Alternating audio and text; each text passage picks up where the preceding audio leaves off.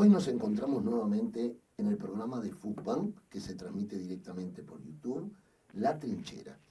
En este caso estamos con el compañero Nicolás Marrero, un amigo de la casa además, quien es sociólogo, docente e investigador y se encuentra haciendo el doctorado en Ciencias Sociales, ¿no es cierto? Pero además es dirigente de ADUR, o sea, un investigador, sociólogo y dirigente sindical. ¿Cómo te va, Nicolás? Muy bien, gracias por la invitación, Gustavo, y un saludo al público y a la gente de fútbol en particular. Muy bien. Hoy te quería comentar sobre la situación de la UDELAR frente a esta rendición de cuentas, porque hubo mucho chisporroteo en cuanto a que, por ejemplo, se le ha hecho recortes a la universidad, en qué campos concretos, cómo les fue en diputados y cómo creen que les va a ir al finalizar en el Senado. Bien, primero señalar que si miramos el esfuerzo presupuestal del Estado hacia la universidad en todo el periodo, lo que tenemos es un retroceso de cerca del 6%, ¿no? Un recorte presupuestal de cerca del 6%. Sistemáticamente desde la primera rendición de cuentas el presupuesto ha sido cero, 2020, 2021, y este en particular también arrancamos con un presupuesto cero. La universidad solicitó $100 millones para desenvolver sus funciones. Ahora podemos señalar algunos aspectos de ese pedido. Y producto de la movilización y también de distintos elementos que hemos colocado a nivel de debate público, se hizo una reasignación, una pequeña reasignación de $6 millones, es decir, un 6% de lo que la universidad pedía. Lo cual no... ¿De lo que se pedía? De lo que se pedía. Solamente un 6%. Solamente un 6%. O sea que es totalmente insuficiente para las necesidades de la universidad y la sociedad, ¿no?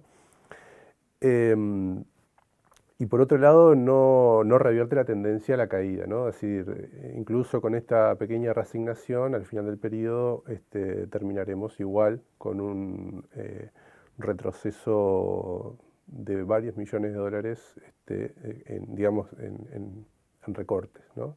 Que fundamentalmente afectan lo salarial. Tenemos un retroceso salarial importante. A nivel docente y a nivel funcionario. A nivel docente, a nivel funcionarios y también en la infraestructura. Están congelados la actualización por inflación del gasto, ¿no? Es decir, entonces todo el gasto vinculado a infraestructura está congelado, por lo tanto la construcción, reparación de edificios y demás, cada vez hay menos presupuesto para poder llevar adelante esas funciones, esas tareas, ¿no? Y el otro elemento que tenemos es que este recorte presupuestal se da en una situación de crecimiento de la matrícula universitaria histórica. Eso te iba a preguntar, porque todo el mundo habla de la expansión de la matrícula, ¿y cómo puede ser entonces? Bueno, nosotros venimos de una expansión en la universidad que pasamos de 80.000 estudiantes a inicios del 2000, entre el 2005 y 2006, y hoy tenemos 180.000 estudiantes en el 2022. O sea, más del doble. Más del doble. En pandemia ha crecido a una tasa de un 15-20%. Entonces la universidad se está expandiendo en Montevideo y en particular en el interior del país, pero contamos con menos recursos. Esa es un poco la síntesis, ¿no? Es decir, por lo tanto lo que tenemos es, por ejemplo, para mencionar algunos aspectos críticos, la universidad solo puede otorgar el 50% de las becas que solicitan los estudiantes, ¿no? Entonces hay una demanda que no está cubierta y con esta reasignación, por supuesto que no alcanza. Hay un efecto ahí también de que esta masividad de estudiantes con los mismos recursos genera que haya lo que nosotros llamamos una relación de horas docentes versus cantidad de estudiantes, que permanentemente está en retroceso, por lo tanto significa pocos docentes para tener una masa de estudiantes cada vez mayor. Deterioro de las condiciones de estudio, deterioro de las condiciones de trabajo y en definitiva un ataque, que esto implica un ataque al derecho a la educación, al derecho a la universidad de miles de estudiantes, ¿no? Una pregunta, ¿a qué le asignan ustedes ese aumento de estudiantes universitarios? Bueno, hay estudios que indican que frente a cada crisis hay una reorientación, digamos, del tiempo y hay más gente, cada vez más gente se involucra, digamos, en la educación universitaria. Y con la expectativa de que la educación, digamos, superior fuera, digamos, una vía de ascenso social, en definitiva. Entonces, justamente, durante la pandemia sucedió esto, ¿no? Durante la pandemia, durante el escenario de crisis, bueno, hay una mayor tasa de ingreso a la universidad. Y después hay diversos factores vinculados a la propia expansión de la universidad, a la propia oferta que la universidad ha desarrollado en términos de carreras, en términos de diversificación también territorial, que eso ha ayudado a que más estudiantes quieran ingresar a la universidad, ¿no? Ahora, está claro entonces que es absolutamente insuficiente el presupuesto de la universidad, está claro la impresionante expansión que prácticamente, por lo que tú decís, es más del doble. Ahora, he escuchado hablar mucho del hospital de clínicas, que al hospital de clínicas sí se le ha dado presupuesto, ¿esto es real? En realidad... ¿Y por qué ese interés? Bien, en realidad el hospital de clínicas no tiene digamos, forma parte, digamos, del presupuesto en general universitario, por lo tanto, las afectaciones generales que tiene la universidad en términos presupuestales también la afectan al hospital de clínicas.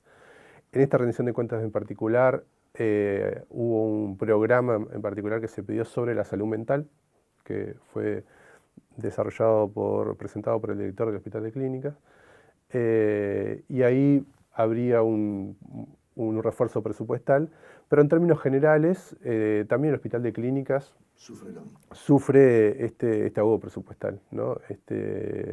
Lo denuncian los propios trabajadores, ¿no? Lo del sindicato del gremio del hospital de clínicas denunciaba la situación crítica en varios niveles de atención de la salud en los principales hospitales públicos del país, ¿no?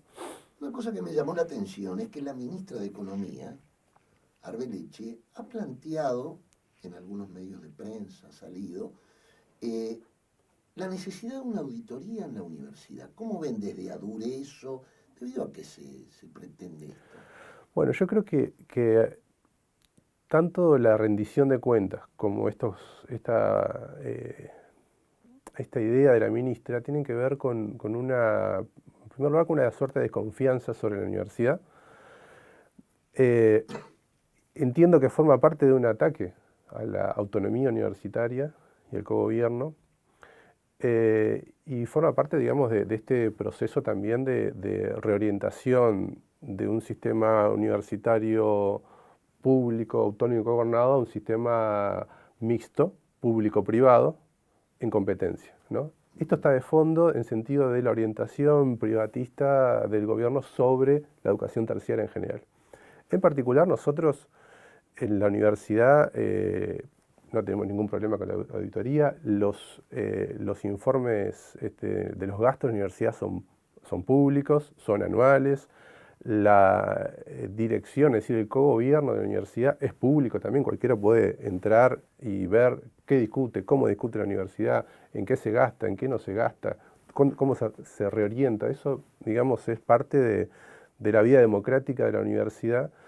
Y desde ADUR, digamos, hay un señalamiento que hemos colocado que la auditoría en sí, digamos, tiene problemas de inconstitucionalidad si la quiere hacer el Ministerio de Economía, ¿no? O sea, hay un límite ahí que es constitucional, que hay determinadas regulaciones sobre cómo la universidad procesa su gasto, discute y demás, pero más allá de esto, la universidad no tiene ningún problema, digamos, en abrir sus cuentas y se puede discutir.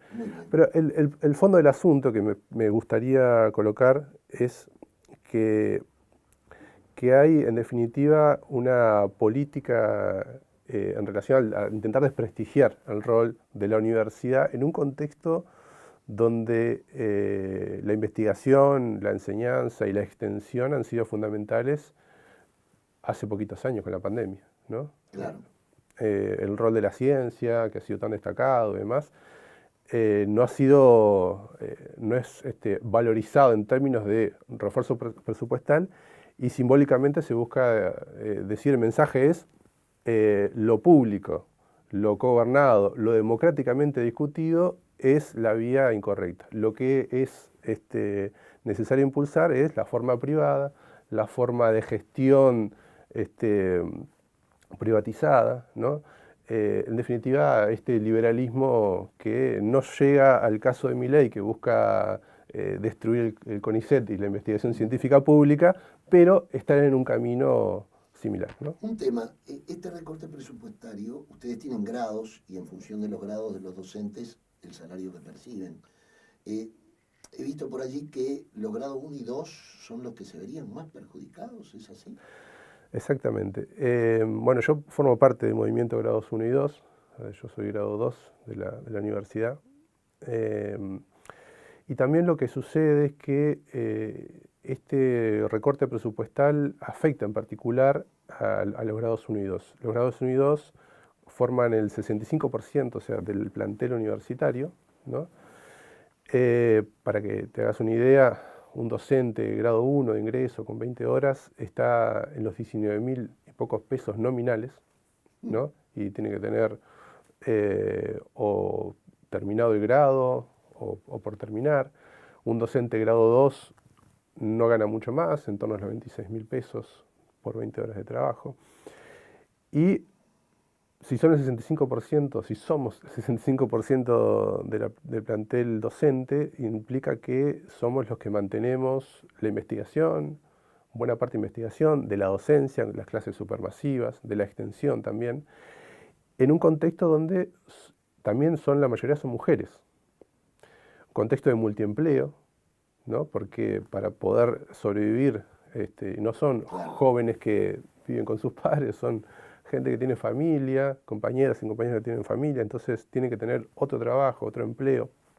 Y en definitiva, lo que nosotros estamos señalando es un proceso de consolidación de la precarización laboral al interior de la universidad. Que además lleva a bajar los decibeles, digamos, de la investigación, es decir, no motiva. Exacto.